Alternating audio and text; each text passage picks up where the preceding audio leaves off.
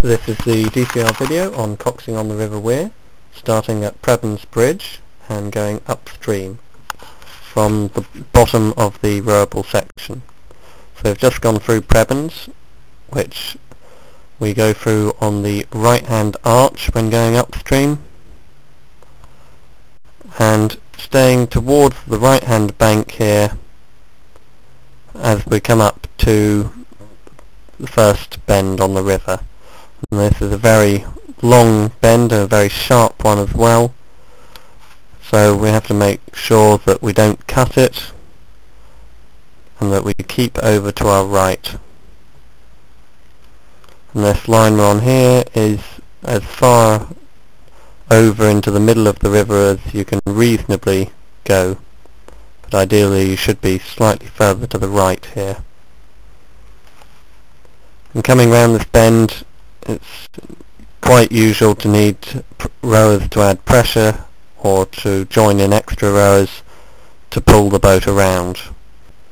Now upstream is Elvert Bridge, which is the main black spot on this river. It's quite common to see crews crash in Elvert Bridge, or to see them have to stop, pull oars in. So if you are following a crew into Elvert Bridge, slow down and give plenty of room when you're following them in. Now we want to start moving out at this point once we've passed that willow tree, which we just went past, and take quite a wide line into Elvert Bridge.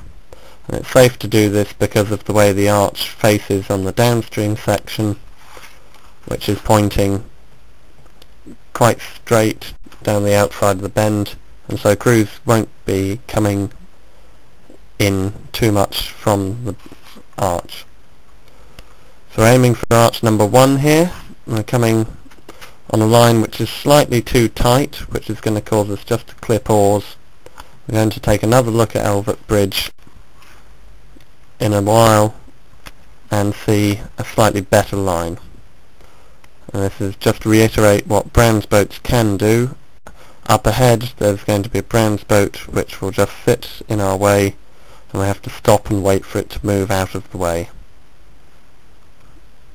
because we're restricted by our proximity to the bridge. So we're now going to cut back and have another look at the approach to Elvert Bridge on a slightly better line this time.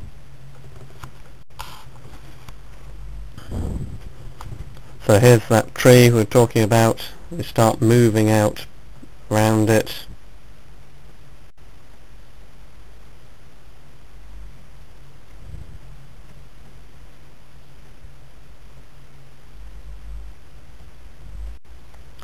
Also be careful on approach to Elvert Bridge that you can get hit by a gust of wind off the right hand bank, because there's an opening there and it can blow you off of a good line just as you're approaching the bridge, so in windy conditions be careful of that gust.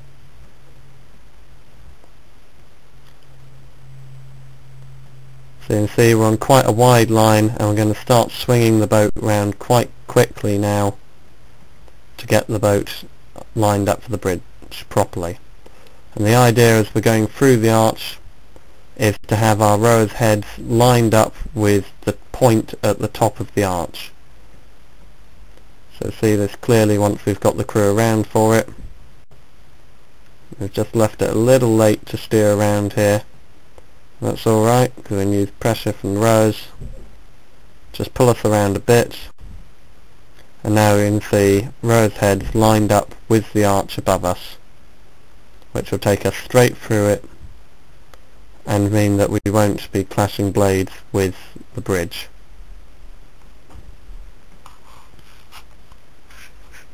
So this time the Prince Bishop is sitting in its usual mooring on the right hand bank, and you can see how it makes the river much narrower here and can force you wide. So approaching Bath's Bridge now, which is another narrow point here. This is a particularly narrow section on the river, so being careful when we're around here. This is a recognised spinning point for 4s but not 8s between Bath's Bridge and Lees's.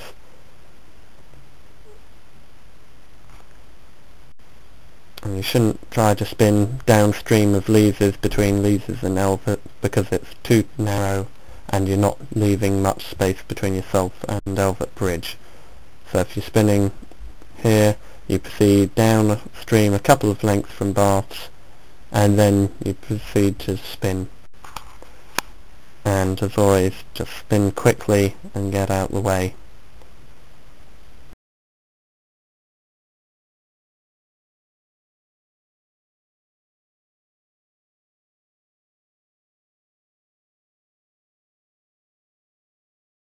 Our blades on.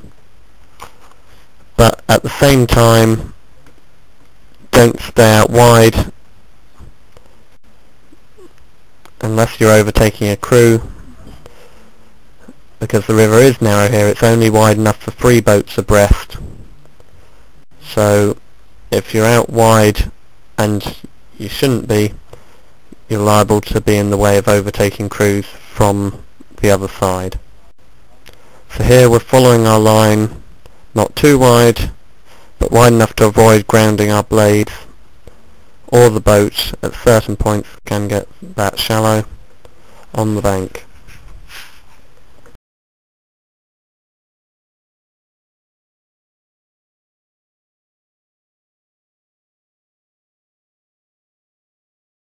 A little further up in 4s, but not in 8s because it gets too narrow to spin them up ahead.